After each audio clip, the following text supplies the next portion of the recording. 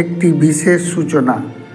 বৈদান্তিক ঐতিহ্য, সনাতন পরম্পরা রক্ষা, ঐক্যবদ্ধ হিন্দু সমাজ গঠন ও আধ্যাত্মিক চেতনার বিকাশের লক্ষ্যে মাঘী শুক্ল সপ্তমীর পুণ্যতিথিতে আগামী 11ই মাঘ রবিবার ইংরাজি 25শে জানুয়ারি 2026 সকাল 9টায় গড়বেতা সনাতনী ঐক্য মঞ্চের আয়োজনে আমলাগুড়া শীতলা মন্দির প্রাঙ্গণে এক বিরাট হিন্দু সম্মেলন অনুষ্ঠিত হবে।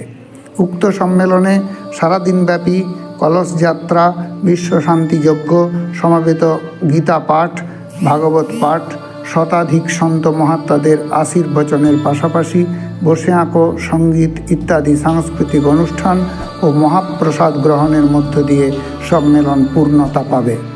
ওই দিন কলিকাতার ব্রিগেড ময়দানে 5 লক্ষ কণ্ঠে গীতা পাঠ অনুষ্ঠানের প্রখ্যাত শঙ্খবাদক শ্রী শঙ্খ মহারাজ হিন্দু সমাজের মার্গদর্শন করবেন।